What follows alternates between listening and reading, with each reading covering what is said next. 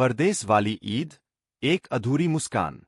शहर की ऊंची इमारतों के बीच सानू अपने छोटे से कमरे की खिड़की पर खड़ा था।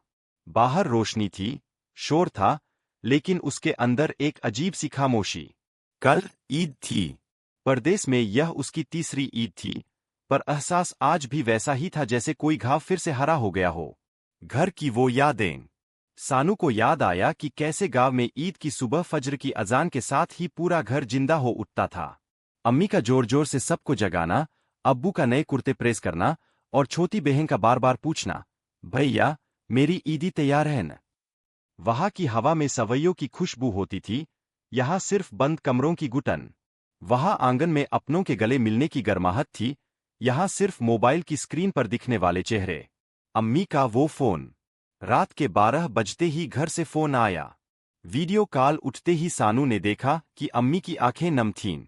बेटा, इस बार भी नहीं आ पाया। तेरे बिना दस्तरखान सूना लग रहा है। तेरी पसंद की किमामी सवैया बनाई है, पर खिलाऊं किसे? सानू का गला भर आया। उसने मुस्कुराने की नाकाम कोशिश की और कहा, अम्मी, अगले साल पक्का आऊंगा। देखो, मैंने नया कुर्ता लिया है, बिल्कुल वैसा ही जैसा आपने पिछली बार पसंद किया था।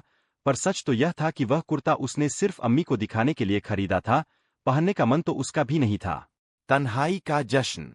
अगली सुबह ईद थी। सानू ने नमाज पढ़ी, अजनबी लोगों से गले मिला, दिखावे की गर्मजोशी के साथ।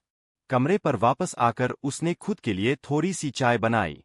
तभी उसके कमरे का दरवाजा खटखटाया गया।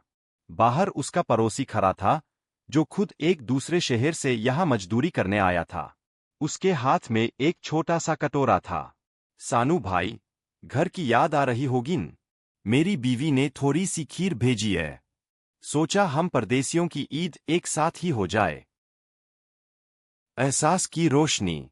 उस एक कटोरे की खीर में सानू को अपनी अम्मी के हाथ का स्वाद महसूस हुआ। उसने महसूस किया कि परदेस में रहने वाले हर इंसान के सीने में एक छोटा सा घर धड़कता है। उसने अपनी बहन को फोन किया और उसे ईदी के पैसे ऑनलाइन ट्रांसफर किए।